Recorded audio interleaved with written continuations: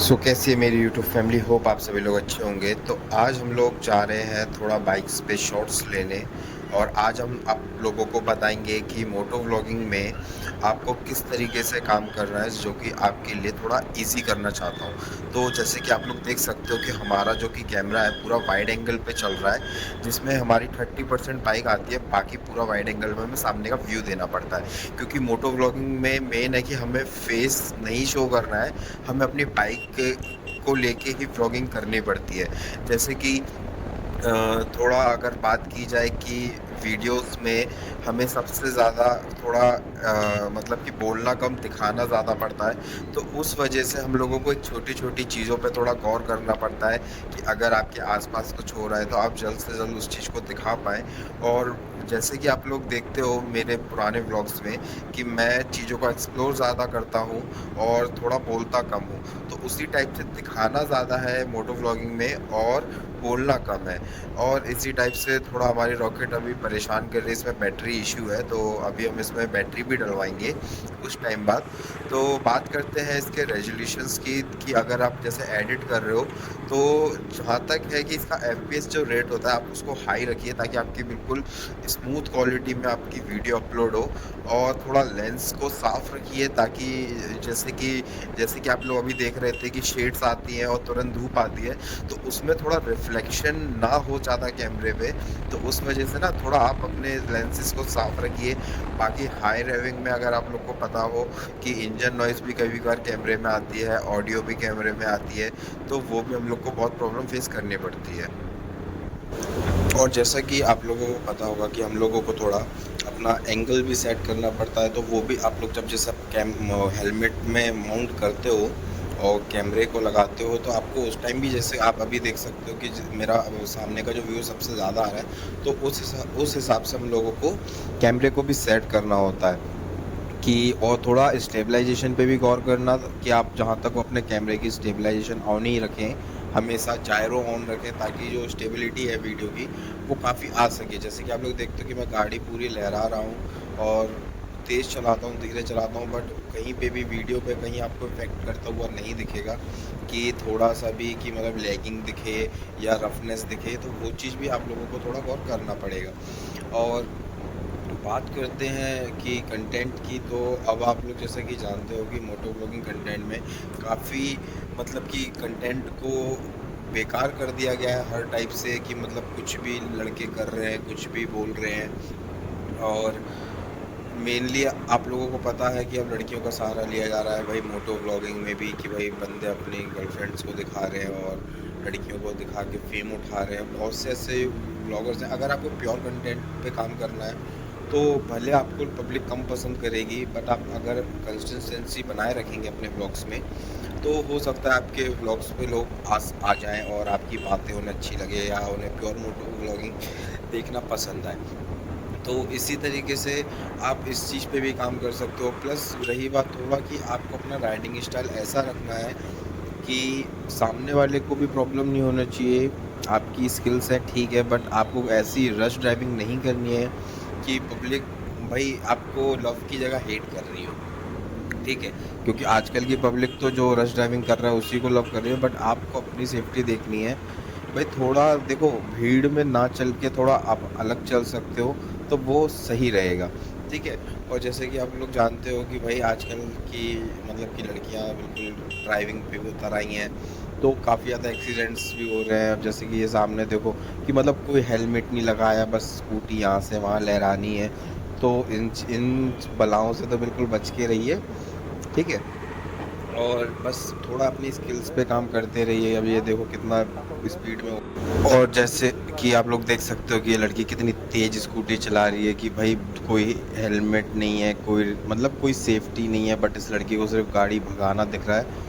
तो अभी देखना, आप इसको मैंने गौर किया है कि ये हेडफोन्स भी लगाए हुए है, और मतलब कि कोई राइडिंग मतलब स्किल्स नहीं है, बस गाड़ी भगानी है। ये देखो पूरा बस भगाए चली जा रही है बिल्कुल से, कि सामने नहीं देखना है, बस लड़कियों को पता नहीं क्या है। बट कोई नहीं, हम अपने बात पे फ़ोकस करते हैं। और टिप्स बताता हूँ कि वॉइस, भाई आपको वॉइस अगर ठीक है, अगर कैमरे में नहीं आ रही है तो वॉइस ओवर कर लीजिए। वरना आप जहाँ तक है कि मतलब माइक्स का यूज़ कीजिए, क्योंकि जो एक लाइव लोकेशन पे और एक लाइव जो रिकॉर्डिंग होती है वो एक अलग चीज़ है, और आप उसको वॉइस ओवर करते हो तो वो चीज़ एक अलग है।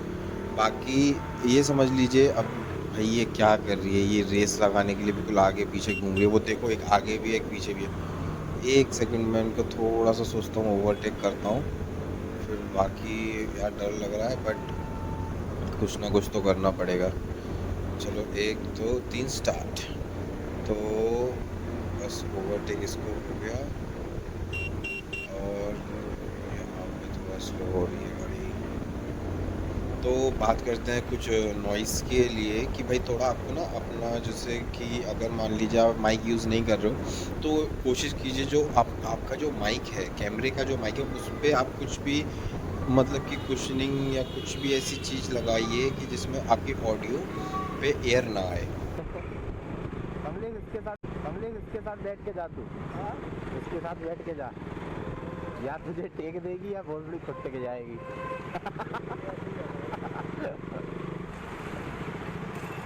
और बात करते हैं कुछ गियर्स की, तो भाई मैं प्रेफर करूँगा कि आप लोग अगर पूरे गियर्स नहीं पहन पा रहे हो तो एटलीस्ट एक हेलमेट अच्छी क्वालिटी का, कि जो आपके सर को सेफ रखे। कम से कम एक ऐसा हेलमेट पहने। अगर आप थोड़ा और अपने गियर्स पे पैसा लगा देते हो या लगाना चाहते हो, तो सबसे पहले आपकी राइडिंग जैकेट, जो कि आपको चेस्ट को मतलब कि सही रखेगी। उसके बाद आपके नी गार्ड एंड आपके नकल गार्ड।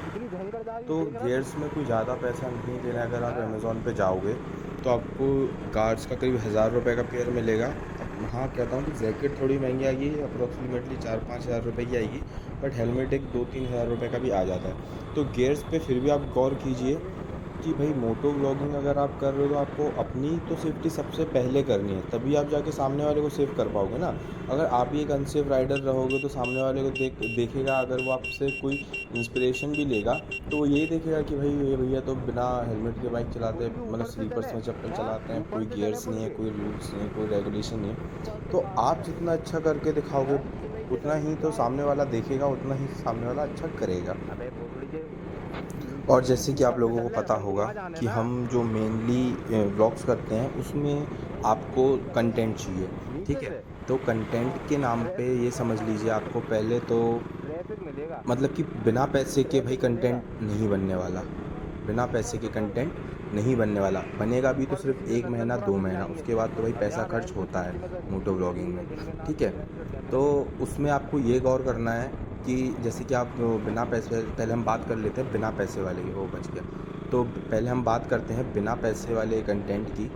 तो फर्स्टली उसमें आपको अपनी बाइक का रिव्यू करना है, हेलमेट रिव्यू करना है, अगर आपके पास ग्लव्स हैं ग्लव्स का रिव्यू कीजिए, माइलेज टेस्ट कीजिए, ठीक है, कि मतलब बाइक कितने किलोमीटर चल रही है आपकी, उसके हिसाब से रिव्यू कीजिए। आप अपना एडिट ट्यूटोरियल दे सकते हो कि आप किस हिसाब से उसमें एडिटिंग कर रहे हो, किस चीज़ की एडिटिंग कर रहे हो, ठीक है, क्या क्या आप उसमें यूज़ कर रहे हो, ग्लव्स कौन से यूज़ कर रहे हो, हेलमेट कौन से यूज़ कर रहे हो, और हेलमेट लेना चाहिए तो मतलब आप बेसिक नॉलेज प्रोवाइड कर सकते हो कि भाई बाइक्स के रिव्यू कीजिए, कि अगर आप अपने बाइक्स में जो भी सेफ्टी गियर्स होते हैं वो लगाइए। तो इस चीज़ से मतलब ये है कि अपने जो आसपास में आप जाके इस चीज़ का रिव्यू कर सकते हो।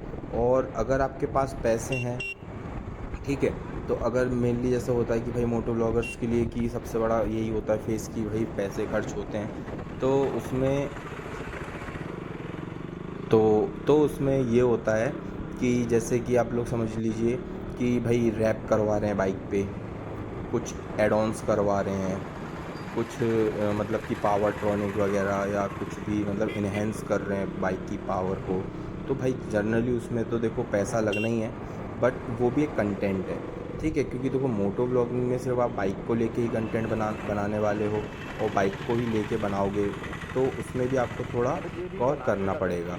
और बाकी हम लोग बात करते हैं कि जैसे कि आप मान लीजिए कि अगर मान लो कि अगर आपके पास ज़्यादा पैसे नहीं हैं, ठीक है, तो वो भी मैंने आपको बता दिया कि आपके पास क्या ऑप्शंस हैं और आप किन किन चीज़ों पे ब्लॉग्स बना सकते हो, ठीक है। और बेसिकली देखिए, आपको एक शॉर्ट्स राइड्स रखनी है अपनी, कि ज़्यादा ऐसा नहीं कि बिल्कुल ही मतलब 100-100 किलोमीटर 200-200 किलोमीटर दूर चले जा रहे हो ब्लॉग्स के लिए। तो वो भी नहीं करना है, क्योंकि देखो आपको उस हिसाब से उसमें कंटेंट नहीं मिल रहा है, कंटेंट पावर नहीं मिल रही है।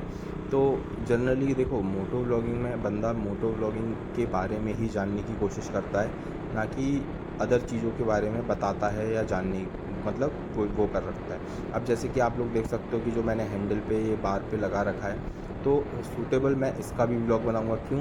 क्योंकि भाई ये भी एक बाइक्स में ऐड ऑन है कि आप अपने कैमरे को, जैसे कि ये मेरा फ्रंट फेजिंग वाला है, मतलब बैक फेजिंग जिसमें मैं दिखूंगा बाइक पे, तो ये वो वाला एक क्लिप है, ठीक है। तो इस पे भी आपको थोड़ा गौर करना है कि, और एंगल मैंने आपको बताई जाए कि भाई एंगल ऐसा रखना है कि बाइक का सिर्फ हैंडल बार के अबव वाला हिस्सा आना चाहिए, ना कि पूरी बाइक आनी चाहिए, और सामने पूरा आपको वाइड एंगल पे व्यू होना चाहिए, ठीक है। स्टेबलाइजेशन को हमेशा ही ऑन रखना है आपको, ताकि आपको कोई प्रॉब्लम ना हो, सामने वाले को कोई प्रॉब्लम ना हो, और कैमरे पे ज़्यादा फोकस नहीं करना, आपकी राइडिंग अनसेफ हो सकती है, ठीक है।